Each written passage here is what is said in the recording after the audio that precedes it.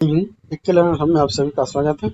आज हम लोग चल रहे हैं 1 लाख सीरीज वाला वन लाइनर क्वेश्चन में इतिहास में, जिसमें अब चल रहे हैं प्रमुख मृदभांड और संस्कृतियां। उसमें पहला क्वेश्चन है, सर्वप्रथम किस पुरातत्ववेत्ता ने मृदभांडों के महत्व का आकलन किया था? तो फिल्डर्स पेट्री ने। मृदभांडों का महत्व।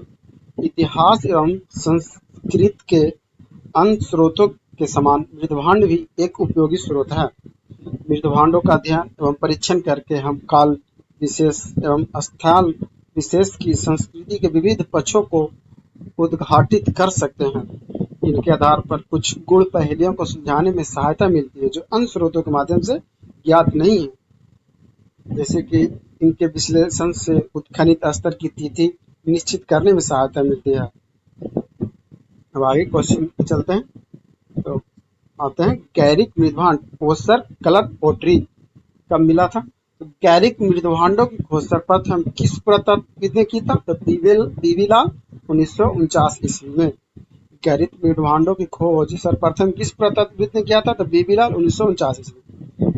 गौरिक अथवा गेरुआ रंग को मृदभांड अधिकांशतः किन क्षेत्रों में पाए गए?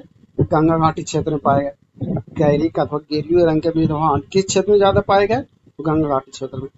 पुरातत्व में गेरुए रंग के मृदभांड किस नाम से जाना जाता है? ओसीपी, ओसर कलर्ड पोटरी।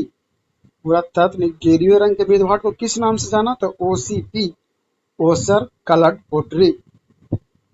गैरिक मृदभांडों से संबंधित प्रमुख स्थल। कुछ गैरिक मृदभांड जो मिले हैं कहाँ कहाँ, उसका कुछ स्थल का नाम है जो देख लेते हैं। तो हस्तिनापुर मेरठ में, बड़गांव बहदारबाद हरिद्वार में, अम्बाखेड़ी सहारनपुर में, अतिरंजी खेड़ा एटा, सफई इटावा, अहिछत बरेली में, श्रृंगवेरी इलाहाबाद में मिला। यहाँ सब क्या मिला? गैरिक मृदभांड। कालपाटन जालंधर और नोह भरतपुर, यहाँ सब मिला गैरिक मृदभांड सब मिला। नोट, गैरिक मृदभांडों का विस्तार मुख्यतः उत्तर प्रदेश, हरियाणा, राजस्थान और पंजाब से हुआ।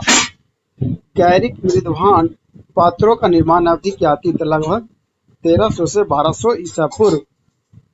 गैरिक मृदभांड पात्रों की निर्माण अवधि क्या थी? 1300 से 1200 ईसा पूर्व के बीच। गैरिक मृदभांड किस सभ्यता का प्रतिनिधित्व करता है? तो पूर्व वैदिक काल। गैरिक मृदभांड किस सभ्यता का प्रतिनिधित्व करता था? पूर्व वैदिक काल।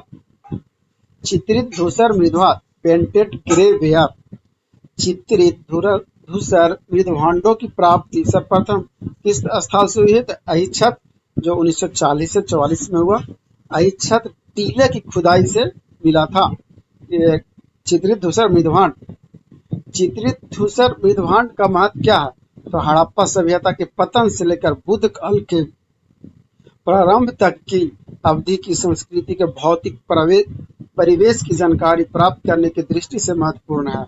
चित्रित धूसर मृदभांडों ने ईसा पूर्व 1500 से 600 के बीच सांस्कृतिक शून्यता को पाटने का कार्य किया है। हड़प्पा सभ्यता के पतन के पश्चात किस मृदभांड संस्कृति का प्रादुर्भाव हुआ? चित्रित धूसर मृदभांड। मतलब हड़प्पा सभ्यता का जब पतन हुआ उसके बाद कौन सा मृदभांड का उद्भव हुआ? तो चित्रित धूसर मृदभांड। चित्रित धूसर मृदभांडों की प्राप्ति स्थल कहाँ कहाँ है?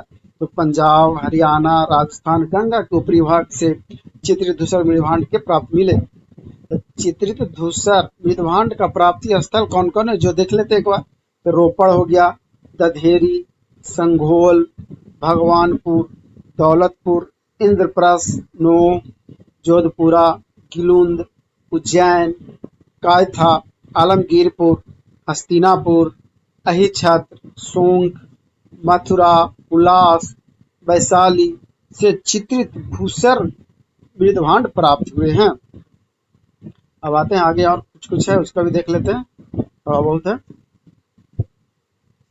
अब आते हैं कृष्ण लोहित मृदभांड, ब्लैक और रेड वेयर। तो कृष्ण लोहित मृदभांड की कुछ विशेषता क्या है? तो ऐसे मृदभांडों को भीतरी तथा बाहरी, जिसको रिम के चारों ओर भाग काला, शेष बाहरी भाग ईंट के रंग के लाल मिलता है। आकार, प्रकार एवं अलंकरण चित्रण की दृष्टि से ये भांड अन्य भांडों से भिन्न रखते हैं। इन मृदभांडों के निर्माण विधि को इजिप्शियन तकनीकी कहा जाता है।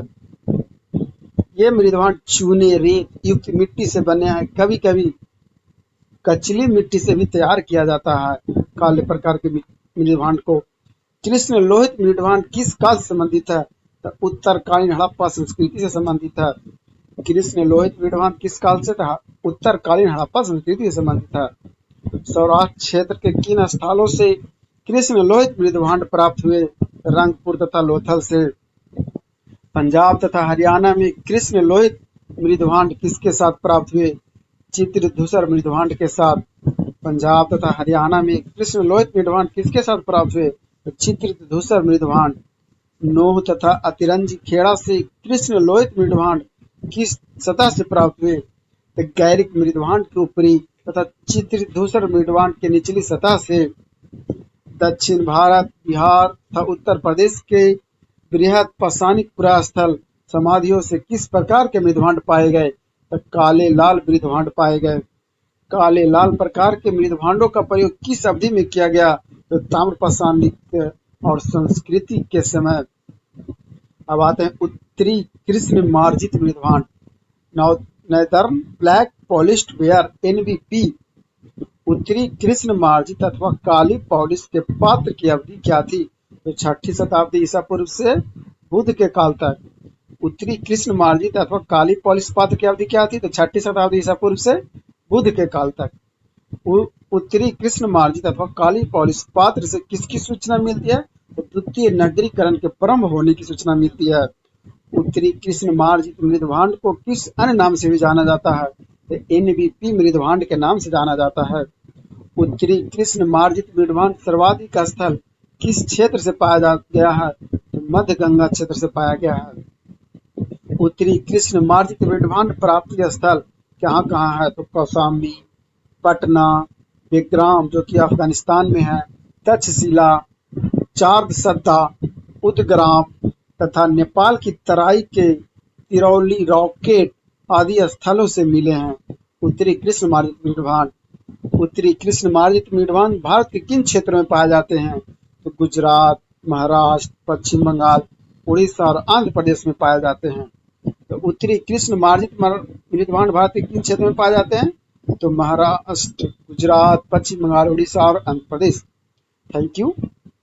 जय हिंद।